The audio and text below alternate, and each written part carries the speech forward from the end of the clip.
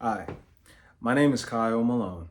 Today, I'm going to make a video about the best investing apps for beginners. There are a lot of options out there, different apps, different companies to choose from. And today in this video, I'm going to talk about the different investment apps that I'm going to recommend to somebody who's just getting started, like I was once upon a time, and why you should choose the investing app that I'm going to recommend for you. Okay. Bear with me because I have yeah. So when you're starting off with investing, the best app, it depends heavily on your personal interest. What's your risk level? What's your long-term goals, right? Are you the kind of person that says, I want to grow my money really fast. I want to take a risk. I want to do something that it could end up bad, but it could end up really, really good.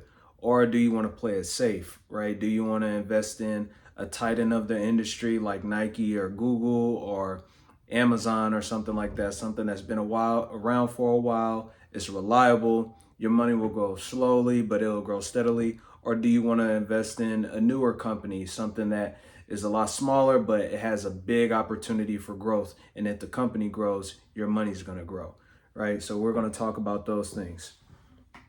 Okay.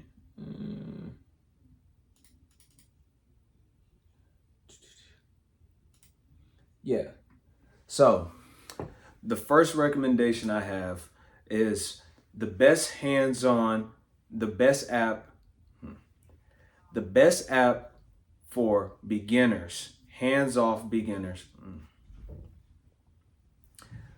The best investing app for hands-off beginners is Acorns.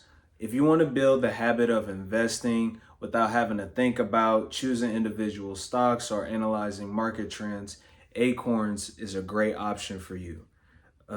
It's great for beginners because it specializes in roundups. And if you don't know what a roundup is, it's pretty much just when you buy something and it rounds it up, right? So, like, say, for example, a lot of companies are doing this nowadays. Like, I just went to Best Buy and I purchased something at Best Buy. The price was about like $23 and like 73 cents or something like that. And then they'll ask you, would you like to round this amount up to donate to a charity or something like that, right? To put this money towards this specific thing. That's what Acorns does. It has a feature when you make a purchase, Acorns will round up that purchase and invest that money that was rounded up. So like I said, say if you spend something that ends in 51 cent, it'll take 49 cent and invest that 49 cent into whatever you feel like investing it in. I think that's really cool. Very hands off, do it on your own. It's kind of like auto bill pay, right? You don't have to think about it once you set that setting on. Yeah. So, and also the setup is very simple, very straightforward. You just answer a few questions about your goals and your risk tolerance, and then the app builds a portfolio for you. So, like I said, it's going to ask things like, do you know about a dividend? Do you want to invest in a stock with dividends in it? Do you want to invest in something really risky? What industry are you interested in? It's going to ask these very simple, kind of straightforward questions, but they're meant to get a better idea of what your risk appetite is and what your reward appetite is. Okay. Considerations for Acorns. It operates on a flat monthly subscription model. It starts at a few dollars per month. Now, the reason to think about this is because if you have a small portfolio, that subscription, it could eat into the returns that you get in your portfolio, or it could go into the money that you're investing into that portfolio. So think about that when you're choosing Acorns. But overall, I do think Acorns is a great app, is a great platform for hands-off investors, long-term investors for beginners. Okay. Number two, the best app that I would say is good for learning to trade, right? So we talked about long-term investing with Acorns, and now we're talking about trading, and that'll be Robinhood. Robinhood is a platform that it really revolutionized retail trading, right? You get commission-free trading. It introduced commission-free trading. Uh, and its mobile user interface is arguably very clean. is voted as one of a very clean interface, easy to understand, easy to use, and it's very intuitive, meaning that once you get on there, it's really not hard to understand it. It's not hard to navigate, even for a beginner. And I know I talked about commission free, and that pretty much means that you don't have to give anybody a cut for the investing decisions that you made, right? Like I know in certain sales positions, right? Like the people who sell, they get a commission, right? For selling, right? You don't have to worry about that with trading. When somebody sells you a stock and you buy it, you don't have to give a cut of any money that you made, right? A reason why Robinhood is good for traders is because it takes away all those complicated graphs and charts and heavy jargon that, you might see like these Wall Street guys using. It can be helpful, but it can also be pretty intimidating. Like I said, especially if you're a beginner or somebody who, like I said, you just feel like you really don't need it, right? Um, and you usually find those on like more traditional platforms, but we're not going to get into those platforms right now. But this platform, Robinhood, makes trading very straightforward. It makes it very easy, clean, simple, very intuitive platform. It also has fractional shares. So that means that if a stock is worth $500, you don't necessarily need $500 to invest in that stock. You could just have $1 or whatever the minimum is for that stock, right? For the Robinhood app. Sometimes it changes, their terms change through time, and they have different reasons of why it'll change. Sometimes it could be like a $2 minimum or $1.50 or $1. Sometimes even 75 or 50 cents. It really just depends on what their terms are at the moment, and they'll have reasons of why they do that. So some considerations to think about before you choose Robinhood. The app makes trading feel very easy, but because of that, it can make you lean more towards, like I said, the day trading and steer you away from the long-term investing, which is also very attractive and popular to a lot of people. Okay, so keep that in mind. So number 3, we have the best for an all-in-one financial dashboard. We have Fidelity Investments or SoFi, right? If you want an app that can handle your checkings, your savings, your retirement, regular investing, all in one roof, this is a great comprehensive platform. We got Fidelity Investments and SoFi. Fidelity combines institutional grade stability with zero minimum, zero commissions fees, like we talked about, and it has fractional trading, right? So we talked about both of those things already, right? You have a lot of educational resources on Fidelity as well. Different articles, webinars, guides, very beginner friendly. If you want to learn a little bit more on the website, I know you can do Google search these days and you can use that. But if you want to find what they think is a good article and you can find learning resources provided by them, those would be very helpful and very useful. SoFi, on the other hand, it offers a very modern interface, right? It has a robo-advising feature where, it's using artificial intelligence to help you with the investing process. A lot of people think that's attractive and supportive. It frequently offers perks, like, okay, SoFi is known for the perks that they offer. It offers 1% matches on IRA contributions, access to IPOs before they hit the market. That's a really big one, right?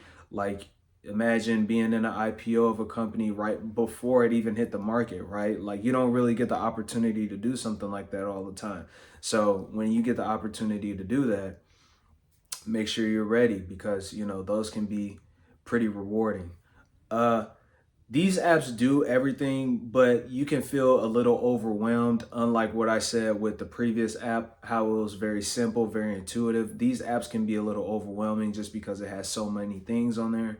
It allows you to do so many things. So, your eyes will, if you're the kind of person that likes it simple, this may not be for you. But if you like I said, a lot of detail, a lot of information, an app that will allow you to do a lot of different things, SoFi and Fidelity are great.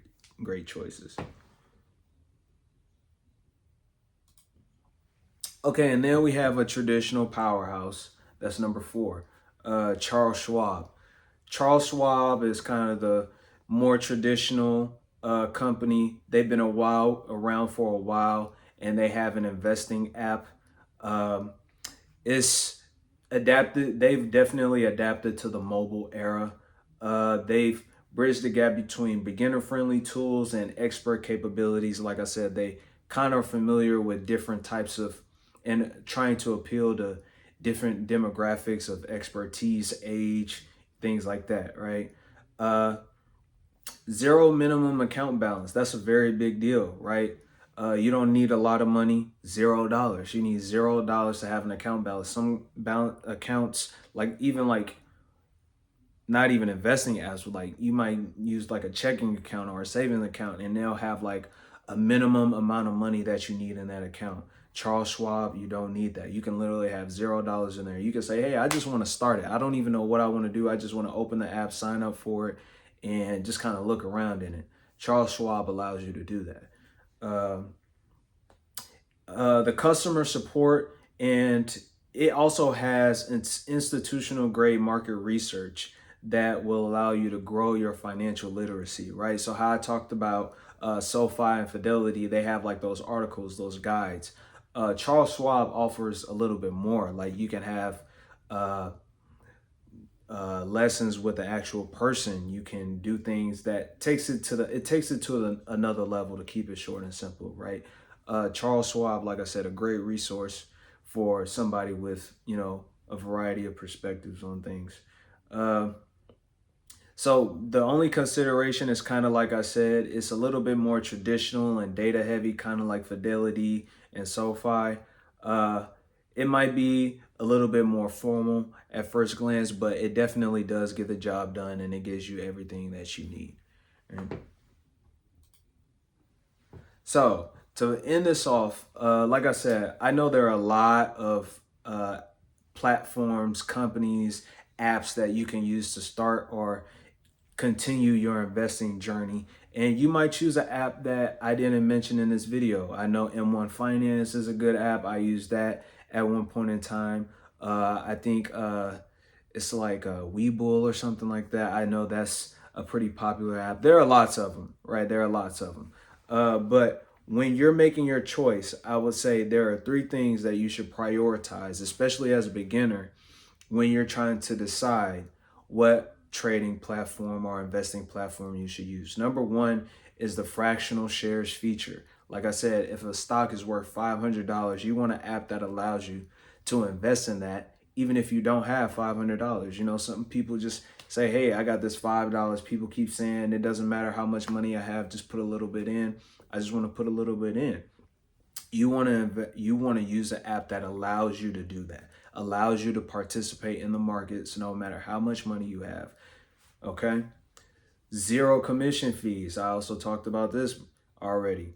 All right? You don't want anybody taking a cut off the returns that you get on your investments, right? If you make $50 on an investment, you don't want somebody taking a fee of 2 to 5 or something like that, right, on the money that you make, right?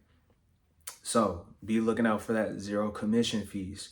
And the last one, and a very important one, is the robust educational resources. Look for apps that have those news feeds, those basic finance definitions. And some apps even have simulated trading where you can trade. Like I know we talked about how some people want to day trade instead of investing. Some apps will allow you to trade without using your actual money. So if you can find an app that has those 3 features, or at least even 2 of them, you've ran into a really great app. Okay, a really great investing platform. So yeah, I hope this video helps you all, and good luck investing.